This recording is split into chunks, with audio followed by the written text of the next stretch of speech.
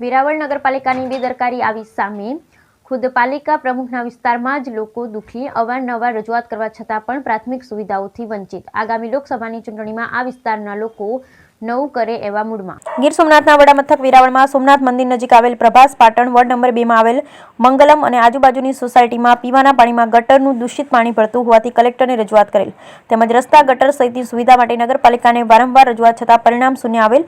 ગીર સોમનાથની સૌથી મોટી નગરપાલિકા વેરાવળ છે, જેના પ્રભાસ પાટણ વોર્ડ નંબર 2 માં આવેલ મંગલમ અને આજુબાજુની સોસાયટીમાં ઘણા સમયથી પીવાના પાણીમાં દુર્ગંધયુક્ત પાણી આવતું હોવાથી લોકો પરેશાન છે। આ વિસ્તારમાં મોટાભાગના લોકો મજૂર વર્ગના છે અને જ્યારે પીવાનું પાણી આવતું હોય અને ગમે ત્યારે વચ્ચે દૂષિત પાણી આવવાનું શરૂ જાય છે, જેથી પીવાનો આંખો ટાંકો ભરાઈ હોય છતાં ખાલી કરવો પડે છે। આ પરિસ્થિતિ ઘણા સમયથી છે।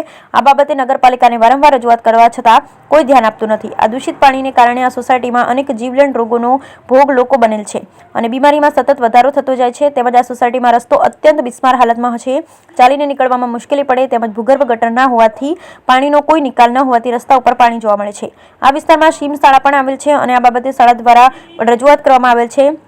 આ સોસાયટીમાં 1 વર્ષ પહેલા નગરપાલિકાના ચીફ ઓફિસર રૂબરૂ મુલાકાત લઈ અને પ્રશ્નના નિકાલ બાબતે ખાતરી આપેલ અને 1 વર્ષ જેવો સમય વીતવા છતાં કોઈ કામગીરી થયેલ નથી, જેથી આ મંગલમય સોસાયટીની બહેનો કલેક્ટરને રૂબરૂ મળી આ સમસ્યા બાબતે રજૂઆત કરવામાં આવેલ અને આ બહેનોની હાજરીમાં કલેક્ટર દ્વારા ચીફ ઓફિસરને ટેલિફોનિક વાત કરેલ।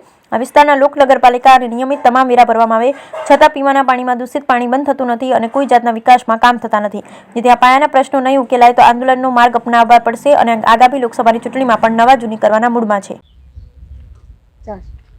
હું ભાવના સંજય બામણીયા બોલું છું। ગીર સોમનાથ પ્રભાસ પાટણ મંગલમ સોસાયટી શાંતિનગર પાછળ 2 નંબર વોર્ડમાંથી બોલું છું।